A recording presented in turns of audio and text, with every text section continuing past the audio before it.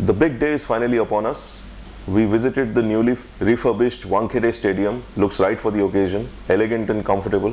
Not a quintessentially Indian quality that. Yeah, and the new car smell hasn't even left the ground. And it's as if on its third ride, it's already at the Formula One Grand Prix. We met up with the architect Mr. P.K. Das, who gives us the right perspective on the new Wankhede. It's very intimate. I think in this stadium, the players and the spectators would feel very close to each other. It has restrictions to begin with because the land is very small, but that has been to an advantage to us in design, really speaking, because of this intimacy that we've been able to generate. Secondly, it's got this very beautiful roof without a column. So spectators get an uninterrupted view of the field, of the game.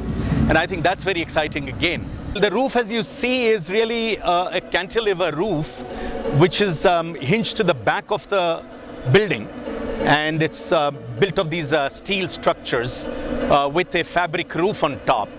And the nice thing about this is it's got a continuous kind of a trellis or pergola system at the front, at the edges, which in a sense unifies the stadium, and rather than fragment it into bits and pieces.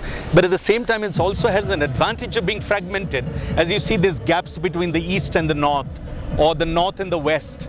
Now these gaps also help a lot of good cross ventilation. The third, of course, is the kind of distribution of entrances, dispersal of crowds, emergency measures. We've got nearly about 35 different emergency exits and entrances to this place. I think all that makes it very, very friendly. Of course, the public facilities have been greatly enhanced from what it was earlier.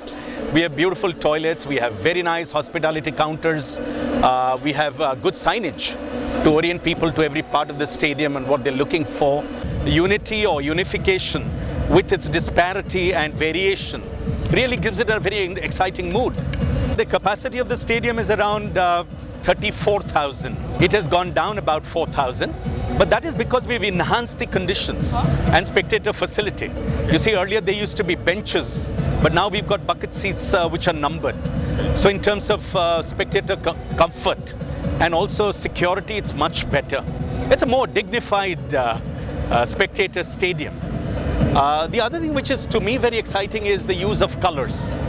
And if you can see around, there is very bright yellows, reds, blues, and all of that happens not superficially, but happens actually structurally in the stadium. I think all of this contribute to making of the stadium, which has been in a record time of about 19 months in construction, right from its foundations. Sri Lanka is the weakest batting side in this tournament and the strongest bowling side. And they now play the strongest batting side of this tournament. If you look at impact across career, it really suggests that the Sri Lankan bowling impact is less than the Indian batting impact. And the Indian bowling impact is higher than the Sri Lankan batting impact. Therefore, it's a no-brainer for me. But keeping the pressure of the big day and the home crowds, I temper my percentages. I think it's 60-40 India for me. Well, I'm giving India a 45% chance and Sri Lanka slightly more, only because I feel the Indian middle order has not proven itself against spin, and Sri Lanka has some really good spin options, and Malinga is a huge X factor. Indian bowling is not great, and I think Sri Lankan batting matches up enough against them. We met up with Andy to discuss the teams, but he seemed a bit distracted about that model who had promised to strip if India won, for somewhat unusual reasons. Well, you'd hope in a World Cup final that they wouldn't need any greater incentive. You'd imagine that, you know, Yuvraj Singh is batting, he needs 30 to win off the last 4 overs. He's going to be thinking, I want to win this for my country. I want to win this as a defining moment in my illustrious one-day international career. For the kudos, and also for the, you know, may even cast a passing thought to the commercial opportunities that would open up as a World Cup hero. You'd hope he's not thinking, I want to see that bird in the buff. You'd hope that'll be low down the list of motivational factors. But it'll be on the list. Well, you'd hope it'd be in a very small font, in pencil.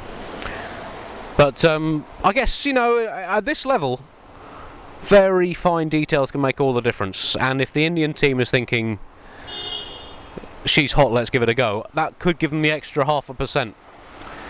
Who knows? Oh, that's where that but do the Sri Lankans have a similar sultry harridan up their sleeve? Sadly not. No. Ranatunga. Could that be? Yeah. Could that be the reason why? Maybe Ranatunga is going to strip naked at the start of the game and say, I'm only going to put my clothes back on if you win. Well, when you asked me this the other day, I said 52 Sri Lanka, 48 India. But I now think India, having reflected on it, are maybe 58 and a half, 41 and a half, I'd say, roughly. To India? Yeah. Why? Well, I think Sehwag is going to go big. And if he goes big, Sri Lanka lose. I think it's as simple as that.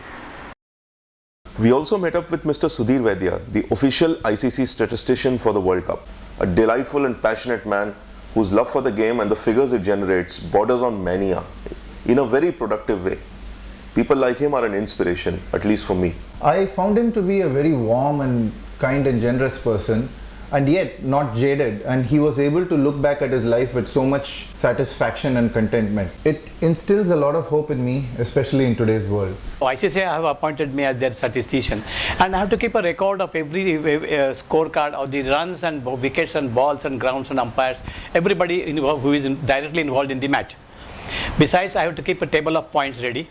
Then I have to keep run rate and net run rate whenever required, keep it ready. And this is all worked out by the venue managers and different scorers at the different venues. But mine will be official. In case of some confusion somewhere, perhaps mine will be the final verdict.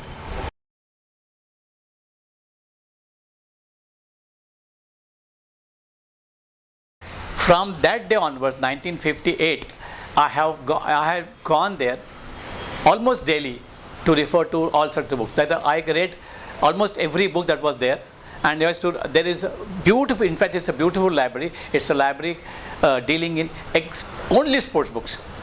And as you know, there are a lot of material literature on cricket. I was working in in Johnson & Johnson Mulund factory. I used to go down there in the evening and come back late in the night. So I used to get the keys and used to work there full Saturday and full Sundays. In those days, I started compiling all sorts of records. Within 2 years, I had material full of records in my house. I put them in the different categories and I wanted to get it published in a book form. Vijay Merchant said, it's a good idea. He immediately gave me a beautiful foreword, beautiful, real good foreword to inspire me. And that book was published in the year 1962 when I was just 24 years of age.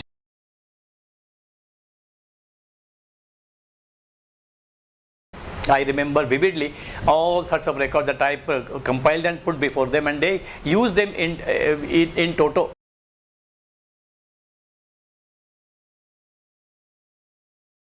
But then here, human computer is much bigger than anything else. So all these things, I started putting them in a bound volumes, and those volumes are different with different sizes, shapes, and they are all numbered. Different colors are given to test matches or Ranji Nationals and local cricket. This is Ranji Trophy record arranged O and P. This is Ranji Trophy different files. He played for Gujarat, then came to Bombay, again went back to Gujarat. Combined universities against Australia for West Zone and this and that, for teams and year-wise, a complete record is there. That he is the brother of Subhash Gupte. So all these things, and there are different small little files also. Cricket Control Board, who was the president, they don't have the record. I had the records, and whatever record that they have published or displayed on this, it's all from my records. All these records I used to write by hand, and as I sit here, and I can have an access to any type of record which I want to cull out very easily, comfortably. You don't have any team that helps you or something? No, because I don't depend on anybody, because I have to make my own calculations. Suppose somebody else does it, in any case I have to verify this. Instead I do it myself. And secondly, most important, these are dedicated efforts. All the scorers that I have trained out across the country, nobody wants to go beyond scoring. Commercially, they are very well off. They are getting good opportunities to work as a statistician. But then you should be able to work and put yourself there and show that you have put in some extra efforts, and this has come from you.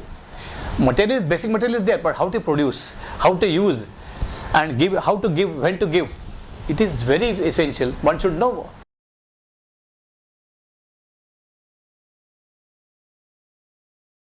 (4 o'clock) I used to get up. My grandmother was with me. She used to wake me up tea is ready, come on. So my work is start. Though he was not so much interested in the game, but then he thought that he is interested in doing something other than routine. So let us encourage him. I got married in 1965. But I continued the same habit. I had to explain to my wife, though I am married, we are going to get married. Cricket is my first wife. Today, as I come back home, my wife says, come on, everything is ready, let us have food. No, let me finish this. Tomorrow something is going to happen. I must keep the things ready. I go there, and there's another table. I take entire thing there and carry on my job. But this continues. Sometimes she gets, but then I take it in my stride. So does she. Do you have any other interest besides cricket? No.